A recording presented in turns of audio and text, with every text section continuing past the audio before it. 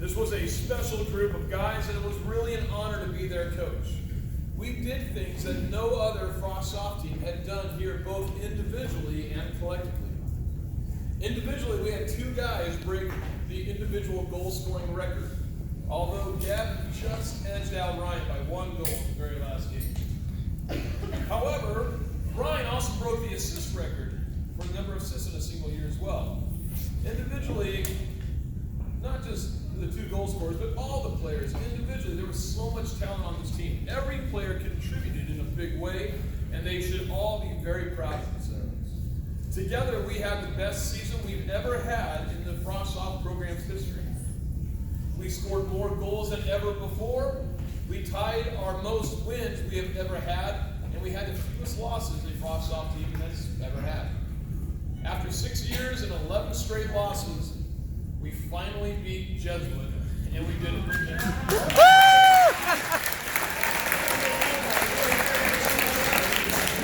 I'm not gonna lie, Valerie was so happy. very happy on that game. Very happy. That made it. He went home So muddy. very satisfied. I remember that. We didn't lose a single game at home, and we took home the SFL League title.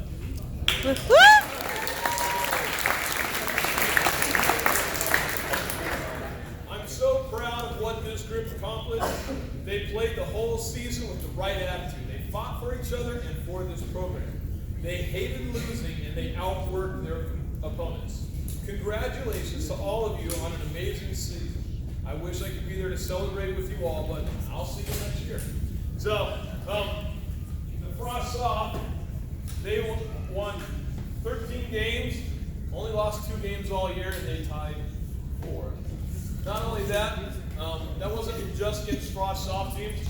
There were even a couple times we put them up against JV teams just to see how that would go. And they traveled to Chico, they beat Chico's JV team. A couple of times they were playing opponents the second time through, and some of their coaches actually got a hold of me and said, "Do you mind if we drop down some of our kids on JV to play your Frosh Soph team to give them a better game?" And I said, "Absolutely." And these guys never got flustered by it, they never got bothered by it, they continued to compete, get after it. These guys had a fantastic year. So now, individual players. When I say your name, you can come along by, you're going to shake my hand, and we're going to go from there. Some of these players, every single player will get a participation award. Don't get me started on participation awards, but to be a part of our program says a lot. For a lot of high school programs, they have 50, 60 kids come out. The last several years, we've had over 90 to 100 kids come out for our soccer program, which means we easily could have 4 or 5 teams and still be very competitive on that 4th or 5th team. So these boys that are here, you call it a participation award. I hate that it says it on there. They had to battle to make this program, and they more than deserve to be here. The other award, which we're very proud of, is the academic award. And so some of the boys and I will be getting an academic athletic award, and these are for students that earned over a 3.5 GPA while also playing a high school sport. We're very proud of that, and we'll talk more about that throughout the course of the night. So, first up, Drew Allen.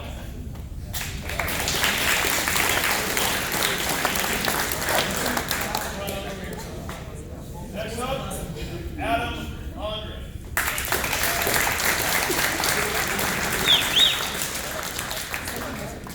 Next up, Brady Casey.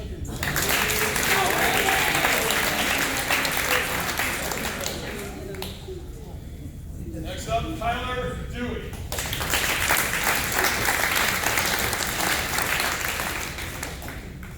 Next up, Nico Duffy.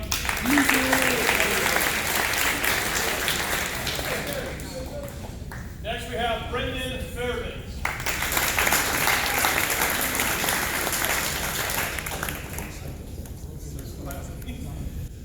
Now we have Aiden Holcomb.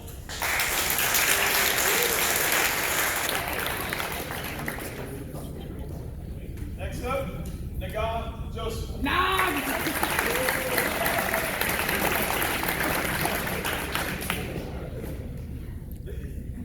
Next one would be Ryan Kaiser. He's actually sick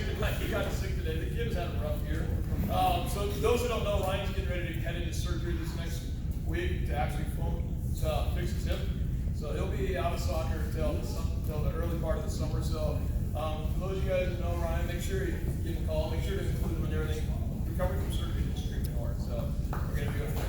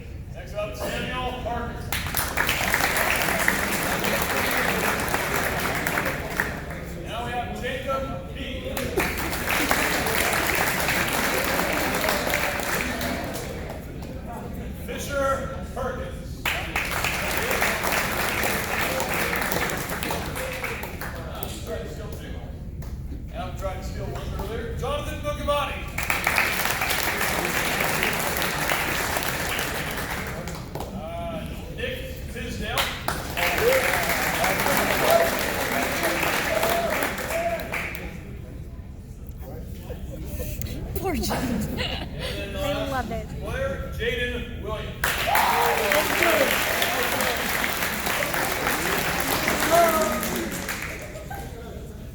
Now, over the course of the year, we have the boys and the coaching staff vote on several awards. Each award, each team is going to have something called the offensive MVP, who the boys vote on as specifically what it says, the person that created the most attacking chances for the team and got others involved. The next part is the defensive MVP, and that's the person that they look at as their anchor to kind of control the back line. And then the one that we are most proud of here is called the Lunchbox Award. Now the Lunchbox Award is the person that goes day in, day out. They bring their lunchbox to work, and they come ready to compete and get after it. Never an off day, never a bad attitude, nothing. And if you, as they get to the varsity, this award is an award all you varsity parents have probably seen go home once in a while, where the kids will bring it home because players will pick a player each day to take it home, and then they end up buying each other lunch or dinner and all kinds of other stuff along the way. But for the Frosh Soph, this year's Lunchbox Award winner goes to God Joseph.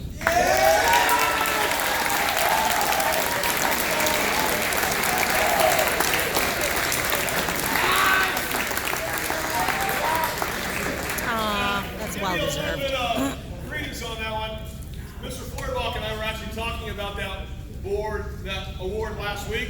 He goes, anybody that wins that award, I will automatically hire that person on the spot. Last year's Lunchbox Award winner, we only had one.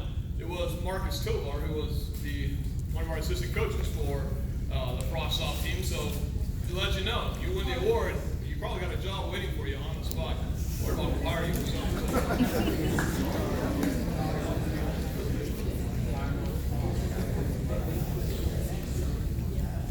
All right, next up, our offensive player voting was very close, but this year's winner is Ryan McAdam.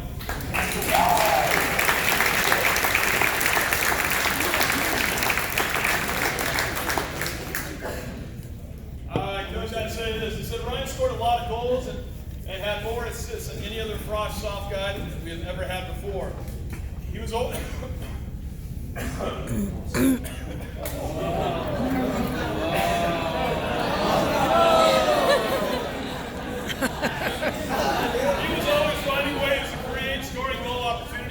Himself and others on the team. And I forgot to say this earlier about Naga. He said, for the Lunchbox Award, the team voted that Naga Joseph, he was the most deserving. He showed up every day ready to work. He always had a great attitude. It didn't matter if it was practice or a game. He always came with the same energy and made our team better. Now, this last award,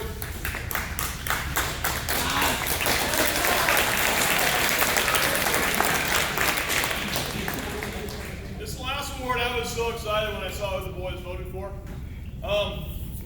Because at the beginning of the year, I talked to this kid about making a potential position change.